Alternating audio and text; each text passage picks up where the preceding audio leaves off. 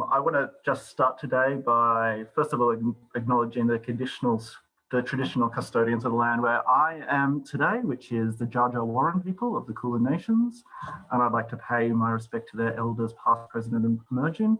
And I'd also like to acknowledge the custodians of the land where the University of Melbourne is based, which is the Wurundjeri peoples of the Kulin Nations. And we pay our respect to their elders, past, present and emerging.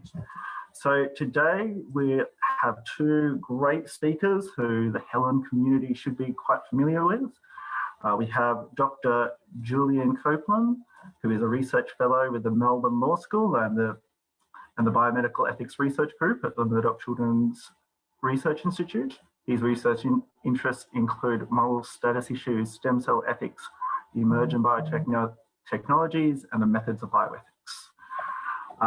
And he will be speaking about moral status concerns and the regulation of embryo research. Following Julian, we have Professor Megan Munsey. Megan is a stem cell and developmental biologist who leads a research program into the ethical, legal and social implications of stem cell research at the University of Melbourne. Over the last 15 years, she has led public education and policy activities for a series of major Australian government-funded programs in stem cell science, and currently heads Stem Cell Australia, an online education initiative that aims to provide clear and reliable information to Australians concerned about stem cells and their role in medicine. She serves on an advisory committee to peak national and international bodies, and in 2018 was awarded the prestigious Public Service Award from the International Society of Stem Cells Research in recognition of her contribution to the field. And she will be speaking to you all about human embryo research in the 21st century, how stem cell advances impact on regulation. So I'm very excited to hear these wonderful talks. So I'm going to pass over. Well, first of all, I should remind you all that this session is being recorded. So the whole thing will be recorded. If you want to ask a question, you can either do that by typing your question into the chat box, and I can happy to read it out for you, or give you the opportunity to read it out. But also during the Q&A, if you just want to pop your hand up too, if you've got something burning to say, you can do that, and I will try and look out for you. And the structure that we will do is Julian will talk for about 20 minutes, then Megan will talk for about 20 minutes, and hopefully we'll have about 20 minutes at the end for discussion. And with that, I'll leave you in Julian's hands. Thank you. Thank you. Let me just pull up, where are we? Pull up some slides. And I always feel insecure and worried about this, so I'll just check, is everything looking as it should? Yeah. All right, fantastic. So I guess I'm going to be talking a bit about the history of moral status concerns when it comes to regulation of human embryo research, and particularly some of the early debates over whether we should allow research on human embryos or the conditions under which we should allow it, especially back in the 1980s. And I think part of the impetus for this session is that we're actually at a particularly interesting historical moment where now it's possible to manipulate human embryos in ways that weren't even thought of back in the 1980s, where it's possible to create, using stem cells, entities that share all kinds of interesting features with embryos while arguably not being embryos per se, or maybe they are, or maybe they aren't. It depends on the kind of definition you use. And I think Megan's talk in the back half of the session is going to be really delving into these current and future developments. And what I want to do here is contextualize the debates that we're having at the moment by going back to the basics of the ethical controversy around human embryo research. So currently, of course, human embryo research is allowed in many jurisdictions, subject to some restrictions. I think the most notable of these, and the one that I'm going to spend the most time focusing on in this talk, is the 14-day rule, which holds, depending on exactly how it's fleshed out, depending on exactly what kind of regulation or guidelines you're reading, but which holds essentially that it's sort of permissible to do research with human embryos within the window of the first 14 days of human embryonic development, but not beyond that point. And in many jurisdictions, including Australia, it's a criminal offence to continue to experiment with these embryos beyond this stage of development. But so it wasn't inevitable that our regulatory framework was going to end up this way. It wasn't inevitable, I think, that we were going to allow human embryo research to begin with, and it wasn't inevitable that we were going to adopt this particular kind of threshold. And so I'm going to be talking a little bit later on how this threshold was reached. Beyond human embryo research, I'd like to flag quite briefly, scientific advances are beginning to reopen facets of this debate that I guess has quietened down since its early stages. So scientific advances are raising questions about, on the one hand, whether restrictions like the 14-day rule are appropriate, whether it's ever permissible to go beyond 14 days, whether the 14-day limit ought to be extended, whether we ought to continue to abide by it. You know, what we should do with this limit that's guided embryo research for a very long time, but which arguably is beginning to hold us back from certain kinds of valuable scientific projects and inquiry. And secondly, and also really interesting, questions about what kind of entities our restrictions on embryo research ought to apply. So some of the strands of scientific advances that are sort of opening these questions include, I think back in 2016 was when one of these issues sort of first came to prominence, this new ability to culture human embryos in vitro for longer than 14 days, which for a very, very long time hadn't been achieved, which meant the 14-day limit essentially had no bite because it was preventing you from doing something that it wasn't possible to do in the first place, that no one had worked out how to do yet. Now we're sort of on the threshold of being able to put past that limit, and it's opening calls to revisit and rethink it. There's the creation of different kinds of embryo models, sometimes referred, maybe misleadingly, in media reports as artificial or synthetic embryos that are created instead of the traditional egg and sperm fertilization kind of way, using pluripotent stem cells instead. There's a strand of really fascinating research that Megan and I have written on recently for the conversation with human-animal chimeric embryos, which are embryos comprised mostly of animal cells, but with some proportion, some non-trivial proportion of human cells contributing to it, which raises again these questions, you know, is this something that we ought to regulate like a human animal, like a human embryo, like an animal embryo, or how should we handle this kind of dilemma? And we have the invention and increasing sophistication of these models of the human brain grown in vitro from stem cells, known sometimes as brain organoids or cerebral organoids, which model human brain development. Of course, a brain is just a small part of an embryo and a small part of a person. These don't closely resemble embryos, but one might argue, or one might think, that what these models are recapitulating is the most important aspect of embryonic development. Insofar as lots of us think, you know, the thing that makes us who we are is our brain. The thing about us is completely irreplaceable. It's our brain and our mind is located in our brain. Maybe we might start wondering about how this particular area of science connects back with embryo research more generally.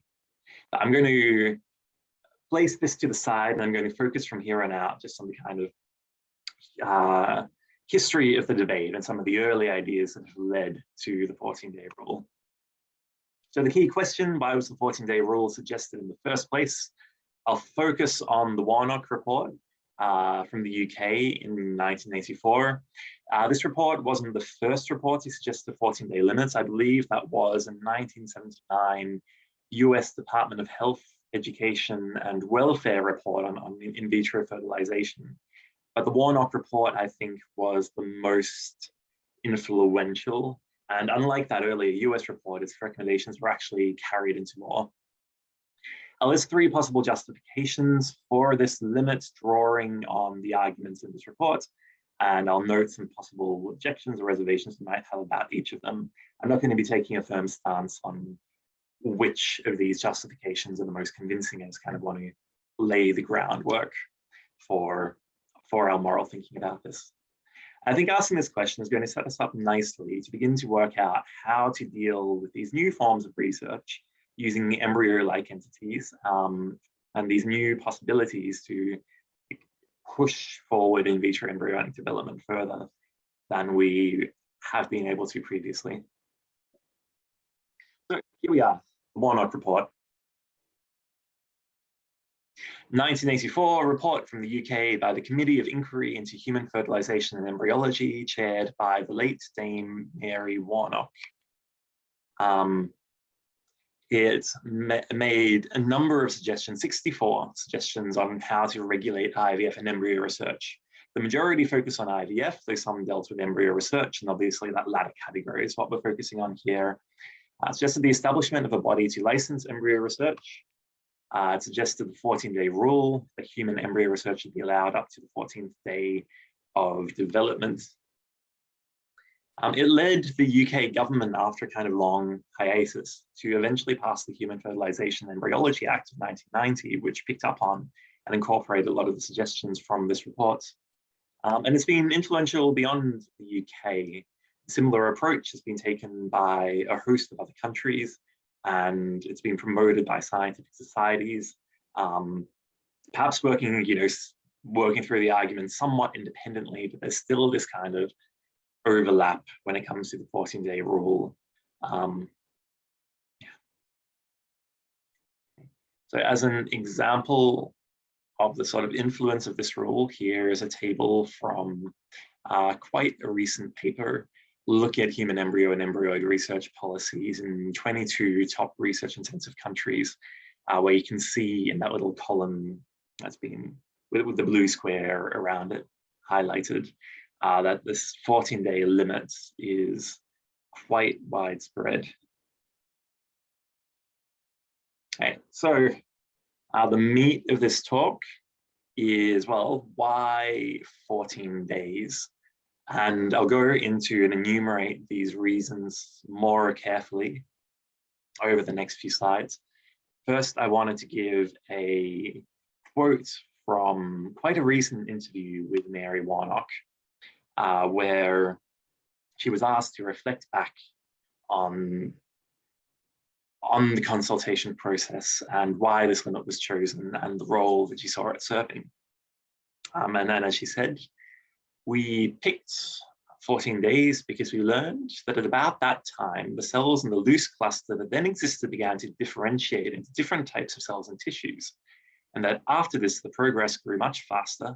There could be no further division into twin embryos, and the primitive streak would appear, the first sign of what would be the spinal cord, and I guess the kind of spatial organization of the embryo. It chose 14 rather than 13 or 15, perhaps somewhat arbitrarily, but simply because everyone can count up to 14. A fortnight is a good, memorable number, and a fortnight is something that can be counted by counting up weeks. So, although somewhat arbitrary in that it could have been 13 or 15 or it didn't have to be 14 days exactly. There's this cluster of reasons and motivations for putting the limit at about 2 weeks.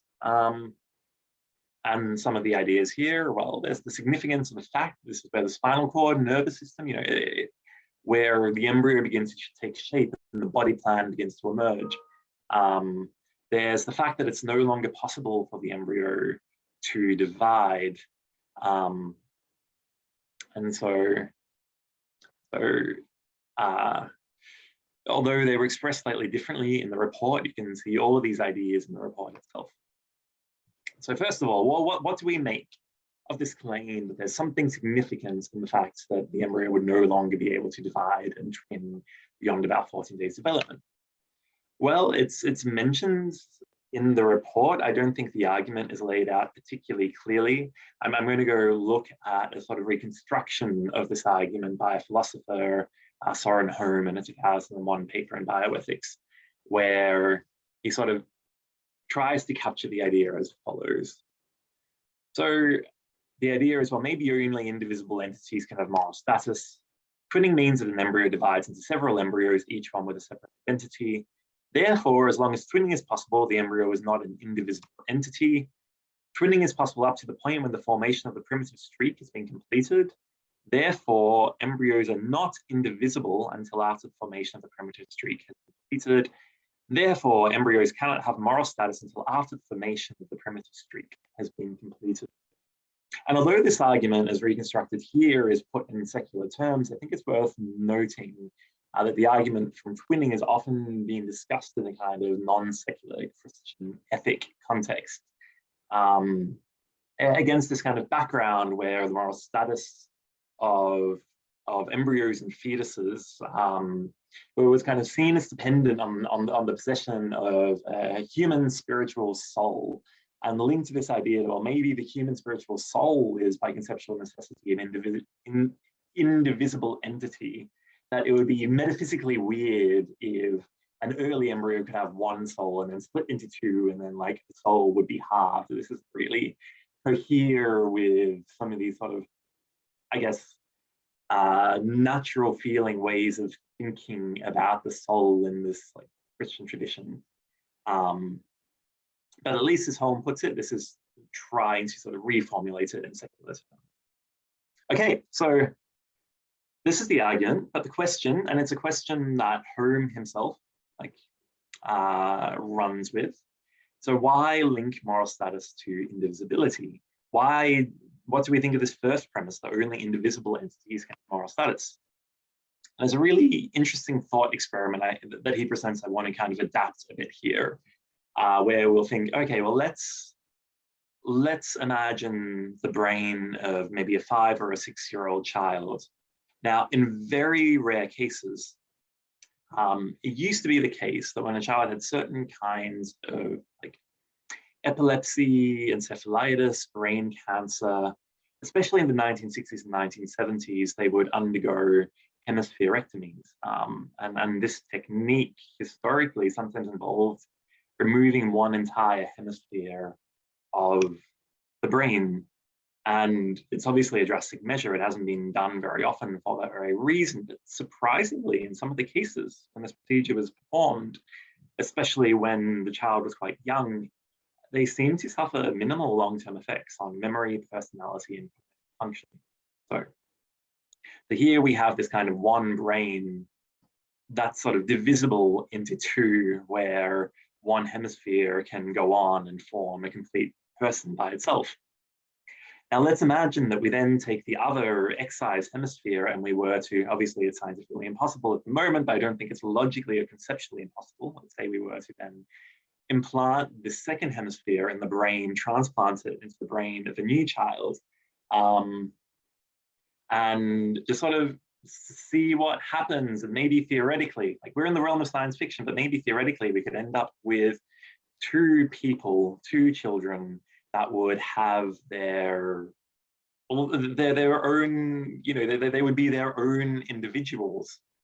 Now, if all of this is possible, then it would seem to suggest that the 5-year-old child at the beginning of this process wasn't indivisible. They were divisible. Their brain could, the two hemispheres could be separated, and they could go on and become two individuals. And then if that's the case, it would suggest that, well, maybe many of us or many children are not indivisible. Maybe they're divisible as well. And if only indivisible entities can have moral status, then it would seem like we could do what we wanted with the 5-year-old child prior to this hemispherectomy. We could torture them without it being a wrong thing to do. And that seems absurd. And so Holm and others might sort of try to use this to try to place pressure on the idea that only indivisible entities can have moral status. And we can do other sci-fi things as well. We can imagine finding some alien race that looks like us and has a culture similar to us and feels and experiences things like us, but they divide like amoebas, and that they are also sort of, when they reach sexual maturity, split into two. And it would seem sort of perverse not to grant them moral status either.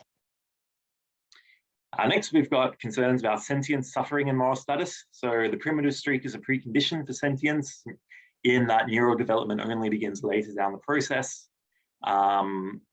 And here the Warnock report holds, well, as long as an embryo is incapable of feeling pain, it is argued that its treatment does not weigh in the kind of moral balance. So a rock can't feel pain. We do nothing wrong if we throw a rock out of a 3rd-story window. A piglet can feel pain. We do something wrong if we throw a piglet out of a 3rd-story window. And that seems to be linked to sentience. So this 14-day limit is a way of ensuring that we're not doing experimentation with sentient entities. But why tie limits to embryo research directly to sentience? Well, I mean, well, that would be an alternative. Why use 14 days? Why not use some other threshold? And there's no consensus regarding the emergence of sentience, but it's almost certainly beyond 14 days. The common estimate is about 20 weeks of development. I did read a recent paper in the Journal of Medical Ethics suggesting maybe it's as early as 12 weeks of development. But in any case, you would think that if sentience is your concern, there would at least be some kind of safe period beyond 14 days that we could use. But also, why insist on an absolute prohibition of embryo experimentation based on pain? We do allow forms of harmful experimentation on, say, non-human animals that can non-controversially feel pain. So if we accept pain in this context, why not in the other? Finally, this didn't appear in these terms in the Warnock report, but there's this interesting line of sort of argument running through it about the special status of human embryos, this idea that, well, there's something special about embryos, maybe because of the way that they're conceptually linked to us and personhood and to human development and to the life we might become. And so maybe this means that we need to accord them the kind of respect and subject them to stringent controls and monitoring. In the report, the special status isn't explicitly linked to the primitive streak, but since the primitive streak is where the body begins to take shape, the body plan begins to emerge, maybe that's a particularly strong point to start thinking about symbolic significance of human embryos. Again, we have reservations. I've realized I've run out of time, so I will just sort of skim past them. But we might ask, well, but why is it wrong to mistreat something that's merely symbolically significant if we're not harming anyone, if we're achieving valuable scientific goals? Maybe we might think, and it's been argued by a few bioethicists, including people like Charles Foster, that perhaps disrespectful treatment of these kinds of things is wrong if it would, say, erode the deep and abiding respect we have for human life, if we're sort of taking these symbols of human life and sacrificing them for various purposes.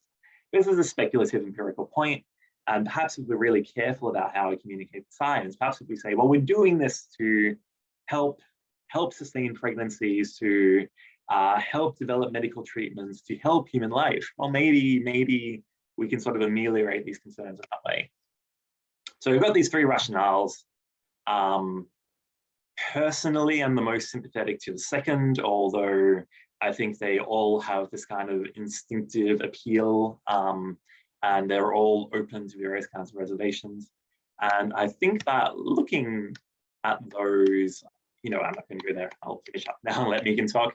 I think by looking at this kind of underlying currents of moral thought when it comes to embryos, it's going to help us sort of begin to contextualize our thinking about some of these new entity sciences making it possible to create.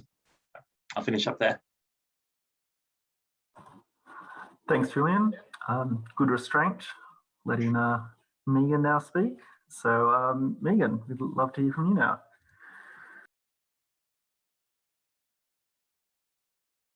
Thanks, Chris, and thanks, Julian, for that fantastic introduction. I think it's really invaluable to look back to what the discussions we've had before around human embryos while we're looking at what I suppose science is now offering. And what I want to concentrate on today is talk about the structures that are showcased here on my slide, these eye blastoids. I'm going to talk about them in great detail, how we make them, perhaps what they could be used for in the future. But I also want to pause for a moment and talk a little bit more about why we do this research and what value it could have. And to start that conversation, I want to go back to, my slides aren't going forward. I want to go back to this kind of very simple schematic and acknowledge that we go from a fertilized egg, a single cell, all the way to this incredibly complex structure, the newborn, within 9 months, usually. And of course, these developmental stages are marked by trimesters, counted by weeks. And when you think about embryonic phase, we're really talking about part of the first trimester, weeks 1 to 8 of pregnancy. And this is a really crucial time. I'm going to show you some examples of what happens, particularly in the first month of this period.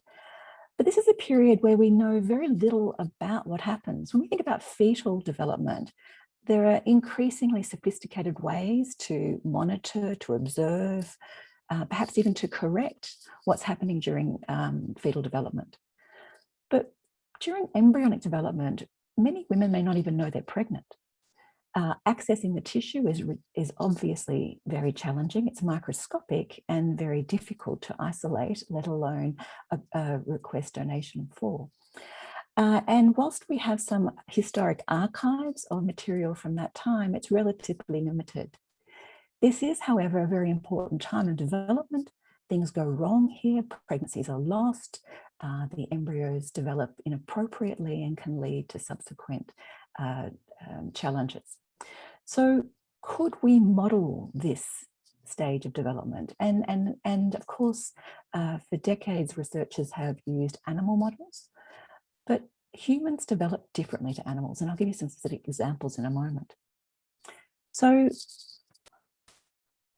if we just look at each stage, forgive the complicated slide, but I just wanted to acknowledge that I want to focus on that first month of development.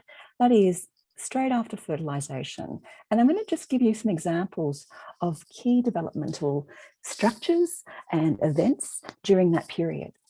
So if we think of fertilization as the start of week 1, you're probably familiar with images like these, and I've taken them from the New South Wales, the University of New South Wales website, a fantastic resource on embryology if anyone's interested. And you can see here a fertilized human egg that's cleaved to a 4-cell embryo that's then developed into a blastocyst. This occurs over about 5 to 7 days. And the blastocyst is a very important stage of development because you might be able to see this structure here. I don't know, can you see my mouse, Chris? I didn't. You can you see my mouse? No, not really. In the far panel on the right. We can see it. You can. Oh, thank you, Chris. Thank you for confirming. This cluster here I'm pointing to is the inner cell mass. If the embryo is, if it establishes a pregnancy, the inner cell mass will form the majority of the fetal tissue, and the other cells, the trifectoderm around this sort of hollow sphere, will go on to form the majority of the placental tissue and supporting structures. So this stage of development is really important. This development, of course, can be replicated in vitro, and that is the basis for ART, assisted reproductive technology. And perhaps many of you have seen photos from IVF of these embryos. At the end of week 1, if a pregnancy is established, the embryo will effectively burrow into the wall of the uterus. Now, in humans, this is quite different to other species. Now, these are archival images, and I apologize for the resolution, but can you see this kind of this cystic structure here? That is the developing embryo within the endometrium of the uterus. I just draw your attention to this thick layer of columnar kind of epithelial here, these cells here. This is the next stage of differentiation, where the embryo proper will form from these cells here, whereas the other cells that you might be able to see as little dark spots will go on to form some of the supporting structures, namely the amnion and the yolk sac. It is at the end of this week, end of week 2, that we start to see the primitive streak that Julian mentioned.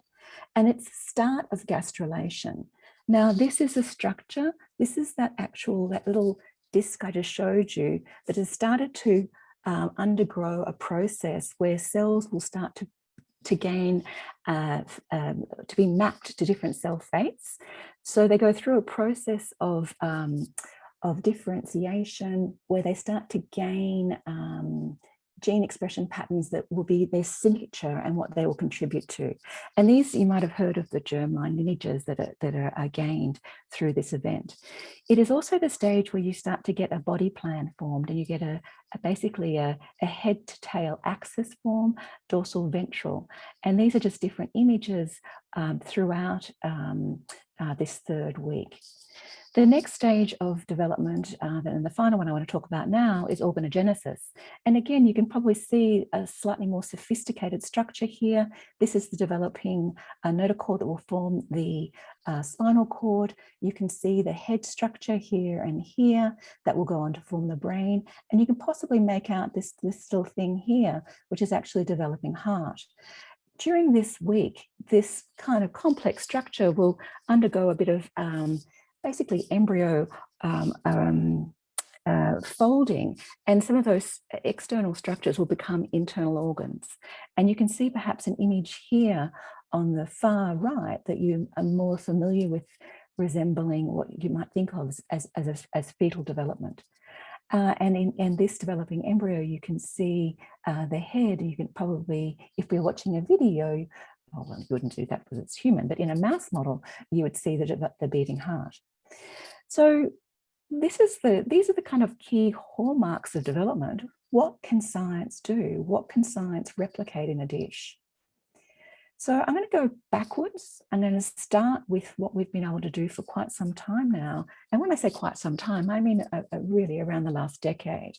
And that is create these structures that Julian kind of mentioned in passing, which are organoids. It's a term we use to kind of describe these in vitro models. They're usually three-dimensional models of key stages of development. And here I've taken images of brain organoids, kidney organoids, and heart organoids.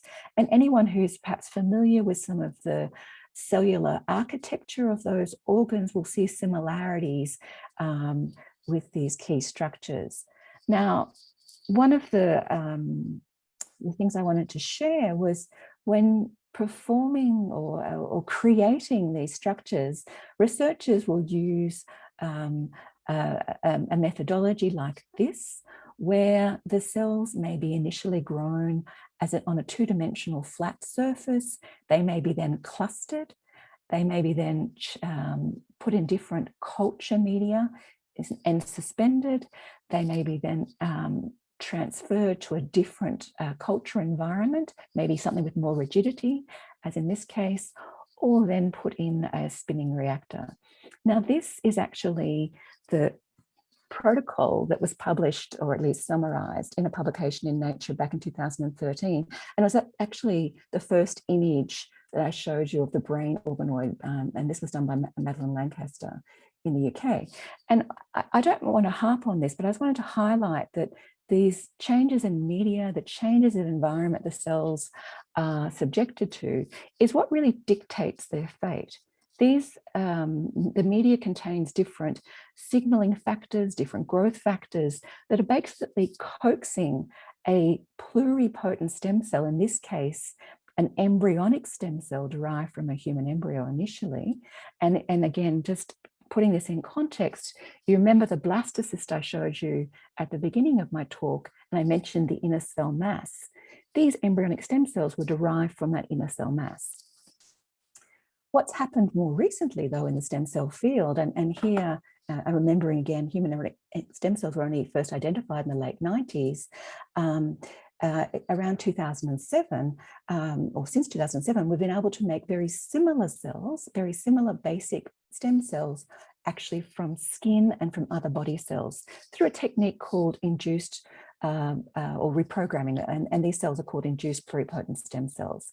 I'll use these terms interchangeably, but I'm broadly talking about human pluripotent stem cells, and it's these very malleable, very basic cells that are really being manipulated and coaxed to form, in this case, models of different organs.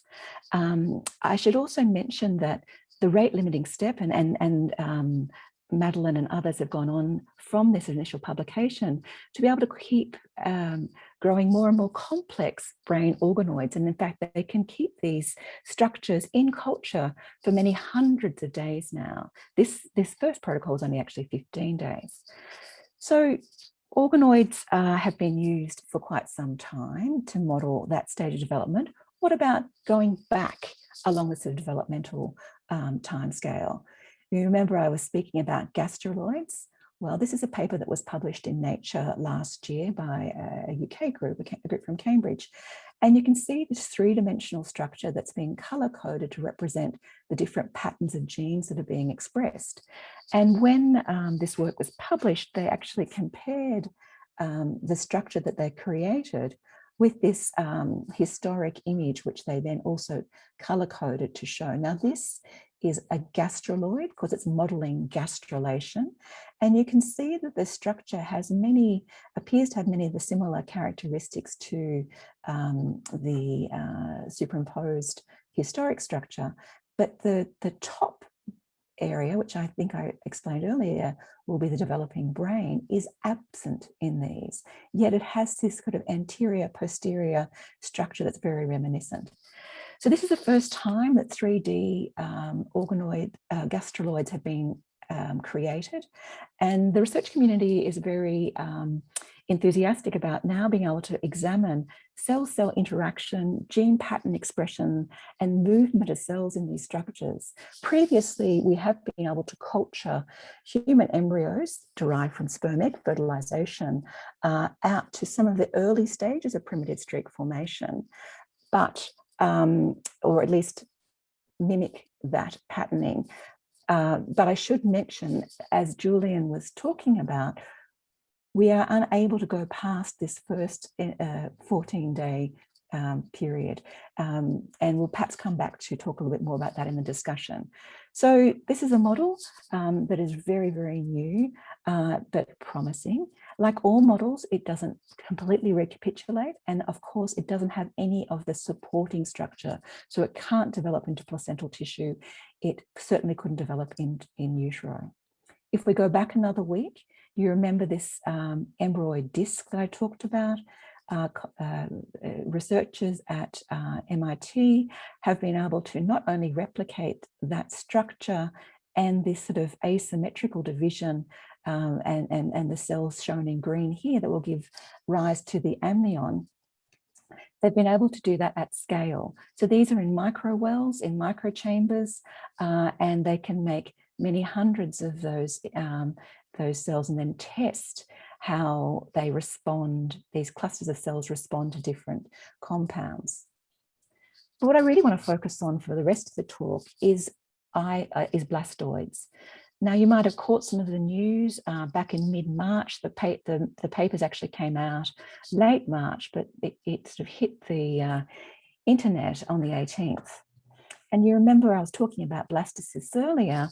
Well, two groups have been able to, who published both in this edition of Nature, have been able to recapitulate blastocyst morphology and gene pattern expression, but using pluripotent stem cells. I think the other thing I wanted to mention here, and I'll talk a little bit about methodology in a moment, but one of the papers was led by a group at Monash University, and I think it's brought into sharp focus the Australian legislation. So are models of embryos, so are these stem cell models embryos under Australian law? And I wanted to start by acknowledging the definition of a human embryo, and I've underlined what I think are the relevant aspects. And I think you'd agree with me that these organized structures that I've shown you that have the potential to develop up to and beyond the stage of primitive streak, so up to and beyond the 14-day mark, would fulfill this definition. However, it's been unclear, really, and been, I suppose, speculated about whether these structures would fulfill this definition. And just quickly in passing, of course, the Australian law around the use of human embryos has been in place since 2002. It was amended in 2006, but it broadly allows licensed embryo research using donated embryos that are in excess from ART or embryos created under license from a technique called somatic cell nuclear transfer. And there's an example of that kind of technique here. The laws specifically prohibit certain things, such as the creation of an embryo under license, culture of embryos beyond 14 days, human-animal chimeras. But can I add the caveat that the definition is really the addition of animal cells to a human embryo, and not what Julian and I were commenting on, or Julian raised earlier. Of course, the law also prevents a genetic alteration of embryos and creating embryos with genetic material for more than two people. It does allow, however, specific research. And I just wanted to point out that one of the key criteria in obtaining a license is demonstrating the likelihood of significant advance of knowledge or improvements in technology for infertility treatment that could not be achieved reasonably through other means. So I'm going to just skip ahead now and just, I want to give you, I suppose, a deep dive into the blastoid work and illustrate, I suppose, in real time, the thinking about the Australian law. So this is another schematic. It's just showing that the first paper that was a collaboration between Chinese and American researchers used both pluripotent stem cells derived from human embryos, or from skin cells, these iPSCs I mentioned earlier. This is a more traditional approach where the cells were kind of primed, they're taken back to their pluripotent stage, then primed through a culture series and through different aggregation methods, formed these structures that have been dubbed blastoids. The Australian work, and it was an international consortium, but led by Australians at Monash, they chose a slightly different technique, and it's important in the telling because I think they didn't really set out to do this. This was a really serendipitous report. They set out to understand reprogramming, and they were not just interested in making stem cells, but unpicking this kind of process of how the technique of reprogramming pushes a mature cell back down the fate. And they discovered when they were analysing their cells that some of the cells had hallmarks of trophectoderm, some of the cells had hallmarks of cells that would give rise to the yolk sac, some of the cells had signals that were consistent with the epiblast. And so they were wondering what happens if we cluster these cells. And what they were able to show is that in a small number of occasions, they were able to self-organize into these 3D structures.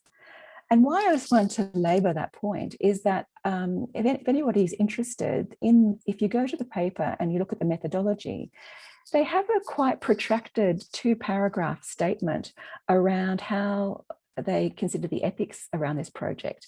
And I just wanted to share 2 sentences out of these 2 paragraphs to show that they initially weren't planning to do the blastoid work.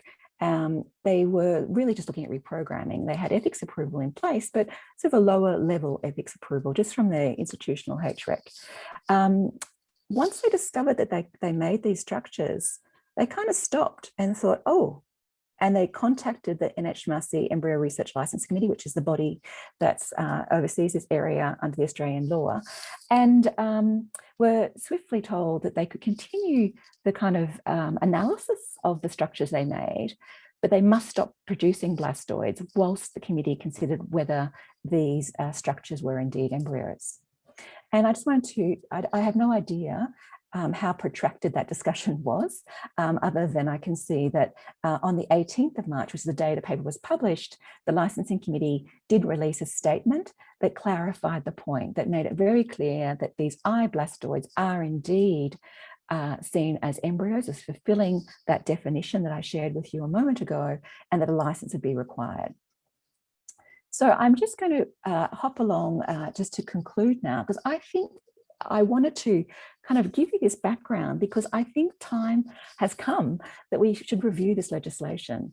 In passing, I'll just mention that, of course, the legislation has been reviewed before in 2005. Remember, it was introduced in 2002, amended in 2006, reviewed again in 2011, no changes made, and then basically nothing for 10 years. The only exception has been a very narrow, but yet very, very deep dive into the section that prohibits and makes an offence to create embryos that have genetic contribution from more than 2 people. And this has been subject from this Senate Community Affairs Committee report. And I just draw your attention to the fact that one of the findings from this report was that the Health Minister was charged with implementing the recommendations to allow this form of clinical application, but also to look at enabling research. Both Scott Morrison and Greg Hunt have come out and backed a conscience vote. In fact, this will be the first time since the marriage equality vote that there'll be a conscious vote. We're yet to see the details of how the legislation and legal reform will be introduced, but stay watching. I think it's going to be very interesting. And I think it's also very interesting because at the same time this is happening, the International Society for Stem Cell Research is embarking on a review of the 2016 guidelines around embryo research. And I haven't got time to talk much about this, but with colleagues, we've been sort of looking at this area for a while and trying to look at a way of perhaps delineating different aspects of those embryoid models and trying to make a position for where perhaps there's a higher level of regulation and oversight required than other areas. And we had settled in our recommendations, and it's yet to be seen whether this will be adopted by ICR, whether we could possibly say for those embryonic models that have a full complement and integrated, where they can give rise to cells that could give rise to the placenta and supporting structures as well as the fetus proper, then those embryos with that potential should be further evaluated. As Julian had indicated, this is also a time where we're starting to talk about the 14-day rule again. Is it relevant? And the most pressing thing around the embryos models is, when does the clock start? Even if you wanted to apply this rule, you don't have a fertilization event, which is when the clock starts. So is it the formation of that blastocyst? Is it when the scientists put the cells together? How do you even start the clock? The final point I want to raise is that I think it is time for review, but I think we must also be very conscious of how this is playing out outside forums like this. What do people in the street think? And I've stolen this image from online, and of course it's unashamedly American because I couldn't find anything relevant here, unfortunately. But I think it's uncertain how Australians view these laws, how they view this research. And I just wanted to highlight that when the NHLRC were looking into the issue of mitochondrial donations I just mentioned, which will be subject to this upcoming legislative review, this upcoming legislative amendment, they did a deep community consultation. And I think perhaps if we are to review the Australian law around embryo models, we should perhaps mirror this kind of approach. So I'm going to stop there and stop my sharing and welcome some questions. Thanks, Chris and Julian. Thank you very much, Megan. I don't have any questions in the text box, but I see that Danya has a hand up. So Danya, if you want to unmute yourself and ask your question. I wasn't actually putting my hand up, I was just clapping. Oh, you're clapping.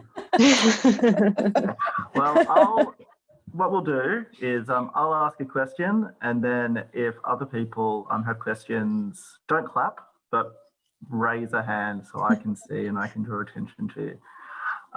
So thank you both for those wonderful talks. Yeah, just a quick question mainly about the blastoids and about, so I guess we're at this point now, they can create them. They've been ruled that they're embryos, so they can only grow them to 14 days if they have a license. What type of sort of research, I guess, what are the costs of sort of stopping that research? Like, is the research mainly aimed at improving sort of IVF success rates or sort of fertility kind of goals, or does it have sort of potentially more significant benefits if you were allowed to sort of grow these structures for a longer time? So perhaps I could take a stab at that. So I think I'm going to pause for a moment and just say more significant than infertility treatment. But anyway, in addition to infertility, understanding infertility and fertility, I think that the researchers are suggesting that they'll be able to perhaps look at some toxicology screening, looking at how not only how cells interact and understanding development, but looking what happens when certain agents are used and perhaps developing screens. Now, this is speculative. It's a proof of concept at the moment. I would draw your attention to the fact that both researchers are very clear, research groups are very clear on the limitations. They found that the variability was huge. But what they're also aware of is if they get the recipe right, they could actually make kind of reproducible, I suppose, models that can be a little bit more informative than using, say, a human embryo that is unique each time you have a donated human embryo. So there's a little bit around consistency and being able to understand what the material, what the genetic background is that you're examining that might be helpful. But it is speculative, Chris. And I was actually thinking a lot about, Julian was speaking about symbolic significance, and it's a speculative notion. Oh yeah, no, well, it does seem like, they'll be able to do sort of study perhaps diseases of early development and things. So, I can see the sort of broader significance. And I should say that part of the characterization of their work was to start culturing, just to let these structures kind of mimic implantation. And of course, that's one of the great advantages, that you can look at cell-cell interaction at that very early stage. All right, I see that Tess has a question. Tess, you want to unmute yourself? Yes. Thanks, Julian and Megan. We're having trouble hearing you, Tess. Can you? I don't have my space thing down. Sorry. Thanks, Julian and Megan. I loved your presentations. Could chat about this for a long time.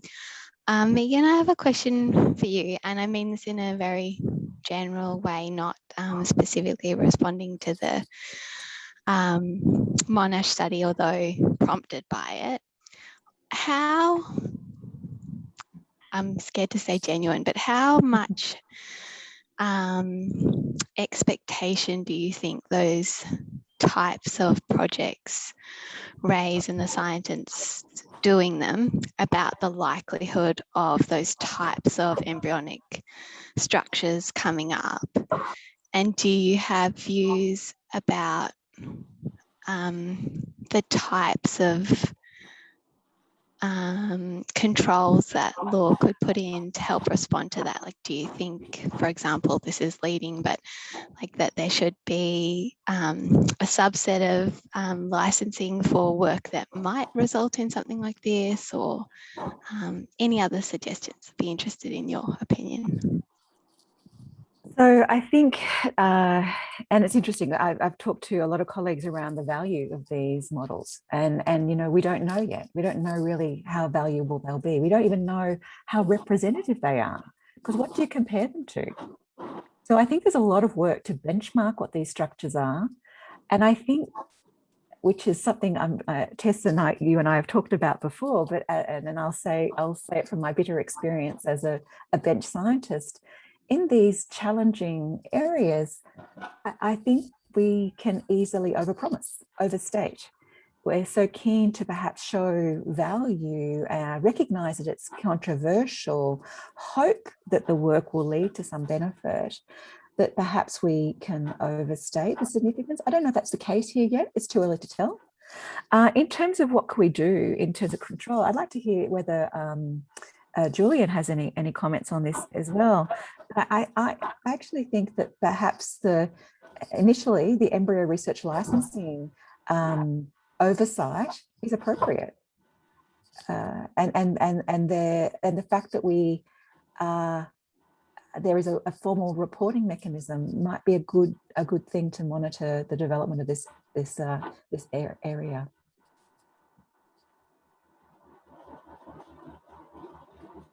Great. Did you want to jump in, Julian, or?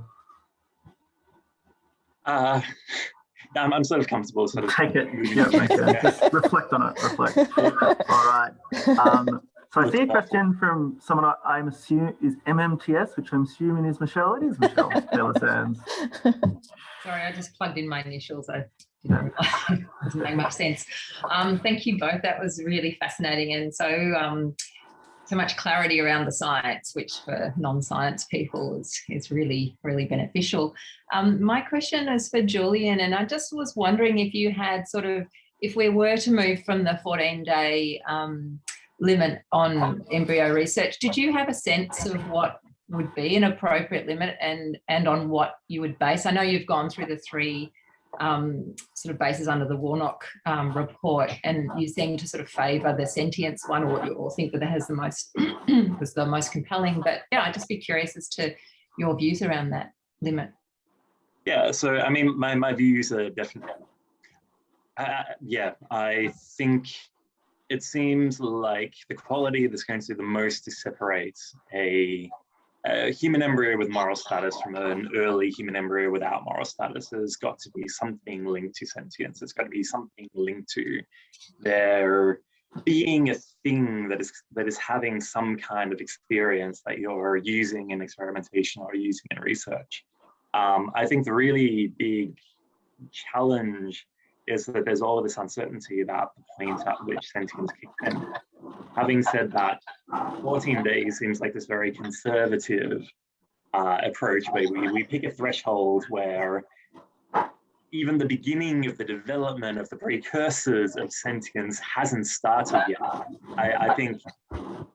I assume there'll be some sort of reasonable threshold a little bit further down the track. And I think it would make sense to adopt a fairly conservative threshold, but even a fairly conservative threshold might end up going a bit beyond 14 days. Thank you. Great. And we have a question from Jamie. Jamie, if you want to unmute yourself. Yeah, hi. Thanks, both of you, for a fascinating talk. I'm interested in the politics of this, and as you pointed out at the end of your talk, Megan, one of the things, if you open up this kind of issue for reconsideration, is there will be a significant lobby that wants to stop the whole thing entirely. So clearly there's a risk there. At the same time, I imagine there are, you know, a bunch of researchers working at the kind of cutting edge of this who strongly think that, you know, it should be moved significantly down the track. But I'm interested in where you think the kind of main body of researchers working in the area sit. Are they comfortable with the 14-day limit? Do they think that it should be shifted, or do they just not think about it and accept that, you know, it is where it is because that's where it's always been? Where is it that the kind of people working in the field generally are sitting, if you have a sense of that? Yeah, so thanks, Jamie. It's a great question, and I think politics is something we can't ignore in this. And perhaps I'll share in a moment some of personal reflections around being involved in both of those earlier legislative reform debates here in Australia. But I think the first thing to say is it's a small field. It's a small field internationally. It's growing, and it's being pioneered. Each of those kind of models is being championed by different groups. Some of them work across the models, but they'll have their favorite. I think the lay of the land, so to speak, if it was in a very general context with the research community, would be to say that some would say that what they create are not embryos, completely not embryos.